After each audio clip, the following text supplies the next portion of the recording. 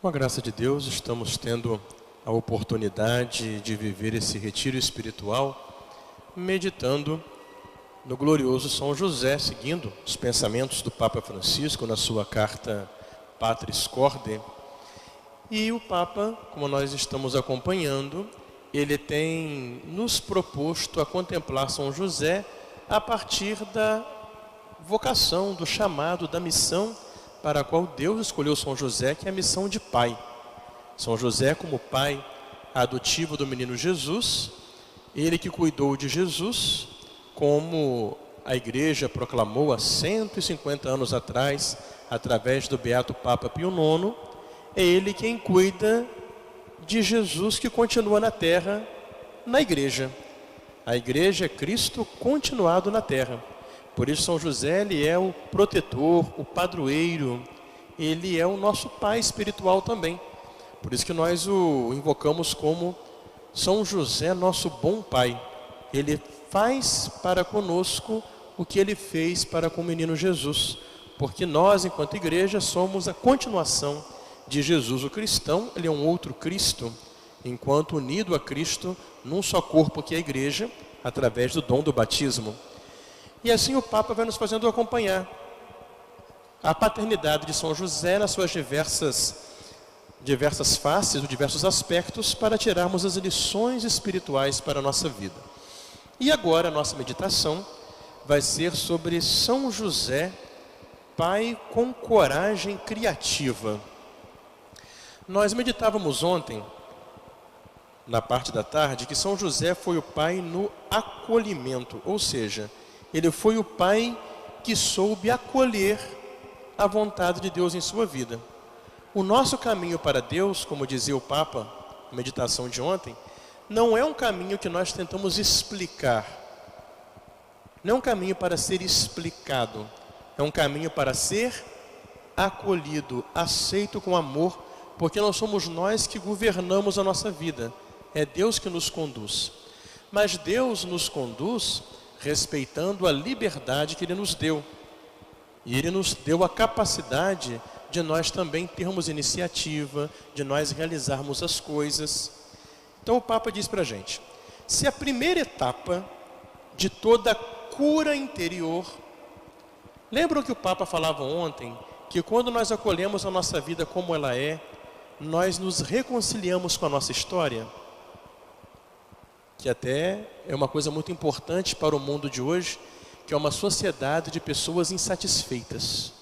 Porque as pessoas criam expectativas além do possível e se frustram por não conseguir alcançá-las. Especialmente com o consumismo, né?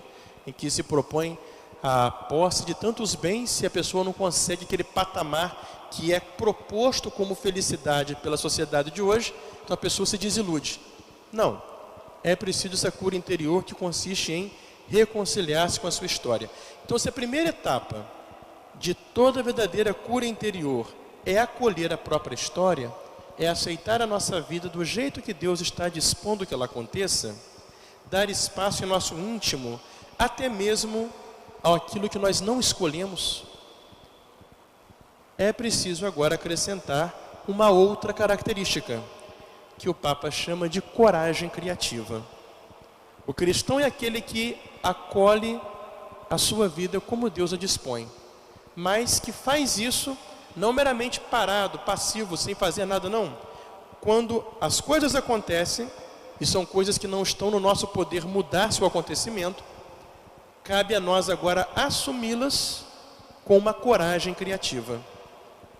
Diante de uma dificuldade, pode ser que nos imobilizemos, que queiramos abandonar o campo, ou tentemos vencer a dificuldade de algum modo.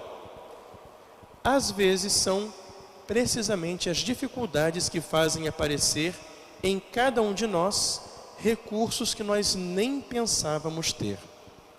De fato, se nós meditarmos nos evangelhos da infância, onde temos a vida de São José, nos relatos da infância de Jesus, nós vamos ver que Deus, nas 4 vezes que interveio na vida de São José, de modo extraordinário, através dos sonhos, ou mesmo nas situações da vida que Deus permitiu, como quando o imperador mandou todo mundo fazer o censo na cidade da sua família,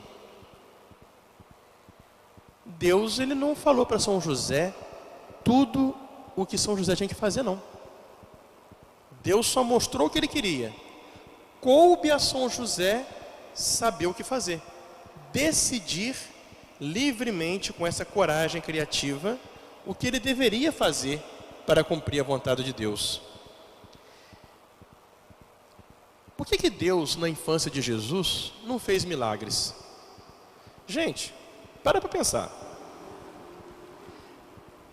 Não era muito mais fácil quando o anjo Gabriel apareceu para Nossa Senhora e falou para ela que ela foi escolhida para ser a mãe de Deus e pediu o consentimento dela e ela aceitou? Não era muito mais fácil se o anjo aparecesse e contasse a mesma coisa para São José?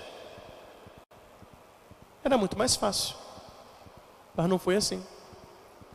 Não era muito mais fácil se na hora que o rei Herodes mandou matar o menino Jesus, Deus fizesse que o rei Herodes morresse na mesma hora?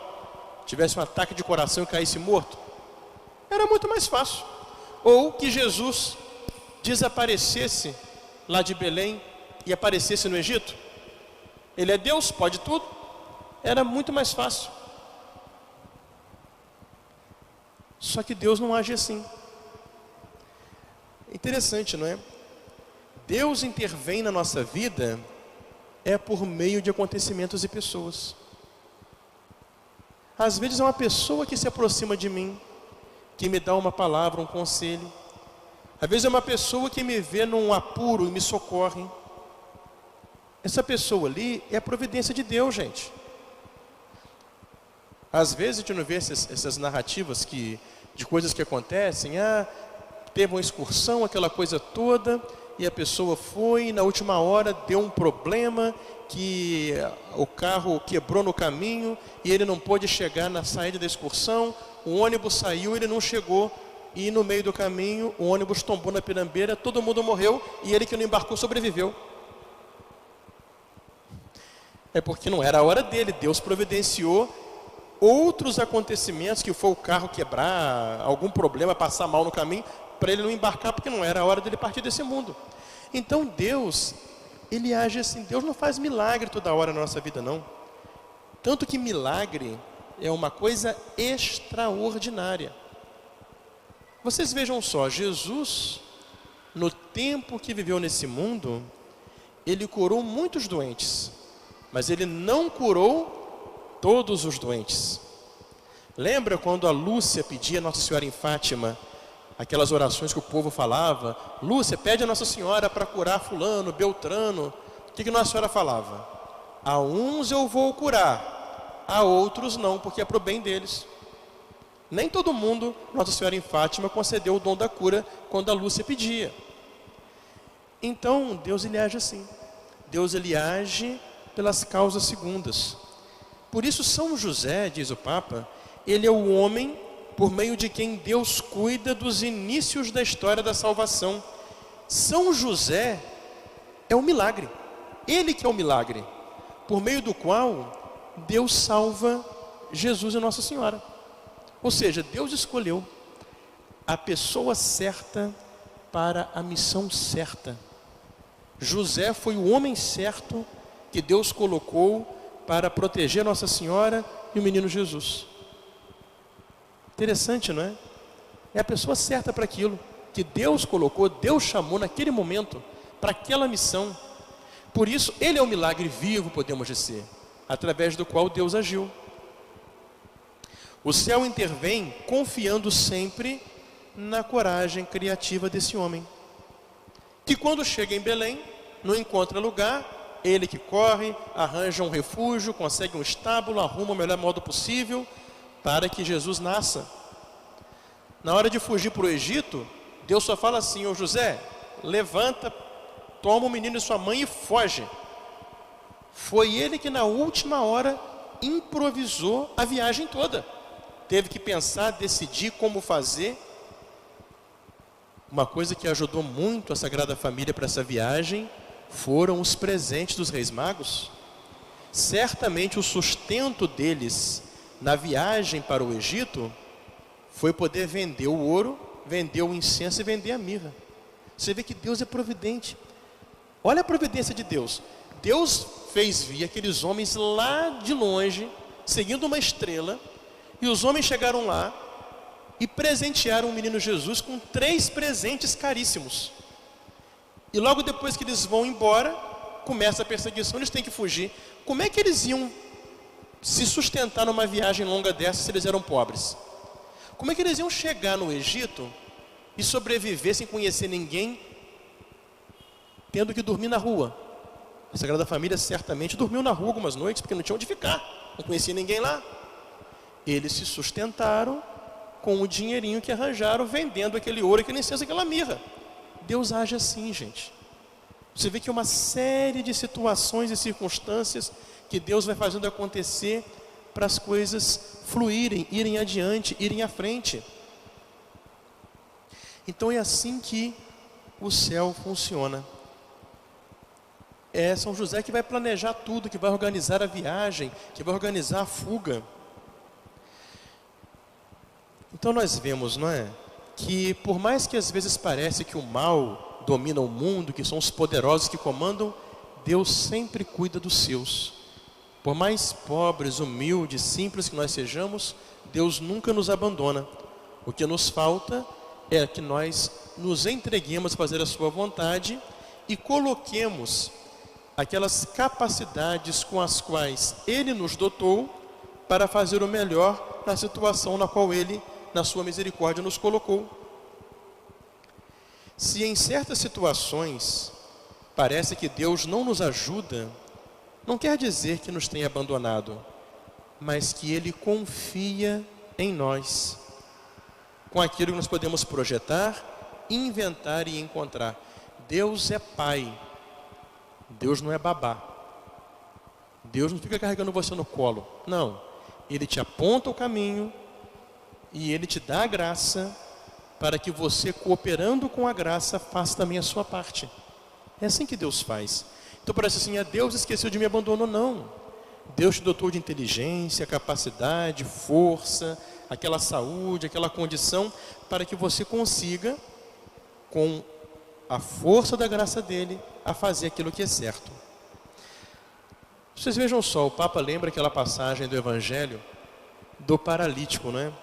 Lembram? Jesus estava pregando numa casa, a casa estava lotada de gente, e chegaram os homens carregando um paralítico numa maca. E quando chegaram lá, eles viram que não tinha como levar o paralítico diante de Jesus. O que eles fizeram então? Tiveram uma caridade criativa.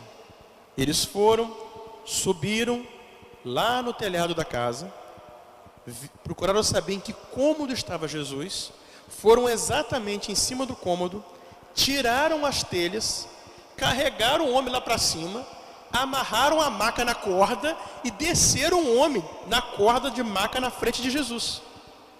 O que é isso? É a caridade criativa. É o que o Papa fala aqui, ou coragem criativa. Diante de uma impossibilidade, eles se entregaram, desanimaram, não. Confiando na caridade, na graça de Deus, e eles estavam movidos de bondade e caridade, estavam socorrendo um pobre coitado, eles inventaram o que podiam para fazer o pobre doente chegar perante o nosso Senhor. E diz o Evangelho que quando desceram aquele homem ali, Jesus ficou impressionado com a fé deles. Foi a fé daqueles homens que estavam ajudando o paralítico que impressionou Jesus, e Jesus falou: filho,